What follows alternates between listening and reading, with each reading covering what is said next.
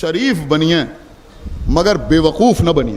اب یہ اتنا بڑا واقعہ ہوا, اب اس شخص کو سزا کیا ہوگی, اس کے خلاف لیگل ایکشن کیا ہوگا, وہ ساری باتیں اپنی جگہ پہ ہیں, لیکن میں سمجھتا ہوں کہ آپ حضرات اب خدا کے لیے تھوڑا ہوشیار ہو جائیے. کوئی بھی تبرک بانٹنے کے نام پر کچھ لے کے کھڑا ہو گیا تو ذرا پہلے جانچ لیجئے, پرکھ لیجئے. آپ یہ سمجھیے کہ جو لوگ عزاداری کو برداشت ہی نہیں کرتے, ان پر آپ آنکھ بند کر کے بھروسہ کیسے کر لیتے؟ ابھی آپ نے دیکھا کہ بامبے میں جلوس کے درمیان عزاداروں کو زہر دینے کی کوشش کی گئی. یہ زہر دینے کی کوشش نہیں کی گئی, اپنا شجرہ بیان کیا گیا.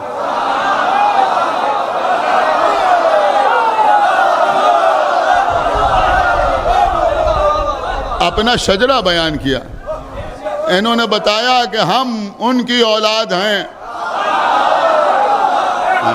نہیں, ابھی آپ کو لطف آئے گا. انہوں نے بتایا کہ ہم ان کی اولاد ہیں کہ جنہوں نے امام زین العابدین کو زہر دیا, جنہوں نے امام محمد باقر کو زہر دیا, جنہوں نے امام جعفر صادق کو زہر دیا, جنہوں نے امام حسن عسکری علیہ السلام تک ہمارے تمام ائمہ کو زہر دیا.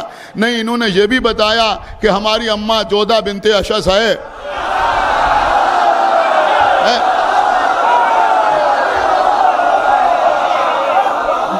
جس نے امام حسن علیہ السلام کو زہر دیا. نہیں قبلہ, انہوں نے کچھ اور بھی بتایا.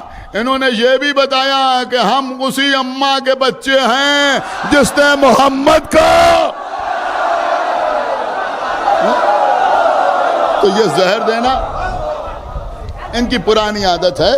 بہرحال میں اپنے مجمع سے ایک بات کہوں گا کہ دیکھیں قبلہ, آپ کی ایک مجبوری یہ ہے کہ آپ بہت جلدی خوش ہو جاتے ہیں.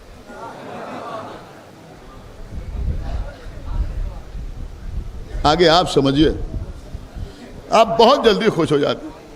دیکھیں مجلس میں وہ بھی آ گئے, دیکھیں جلوس میں وہ بھی آ گئے. اب تو ماشاءاللہ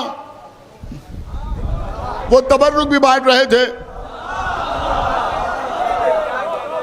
ہیں, آپ غور کر رہے ہیں قبلہ؟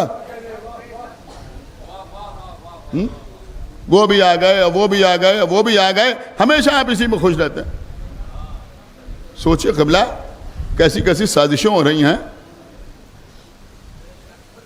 مجھے معاف کریں میرے بچے, جملہ میں آپ کی خدمت میں عرض کر رہا ہوں کہ آپ شریف بنیے مگر بیوقوف نہ بنیے.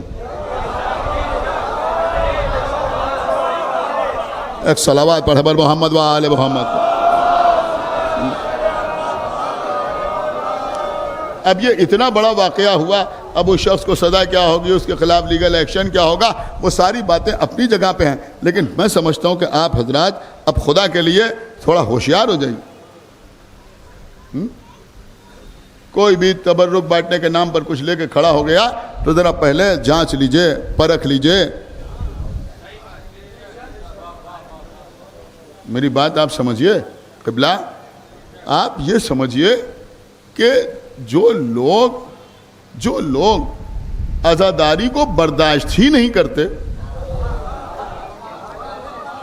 ان پر آپ آنکھ بند کر کے بھروسہ کیسے کر لیتے؟ صلوات پڑھ دے بر محمد و آل محمد.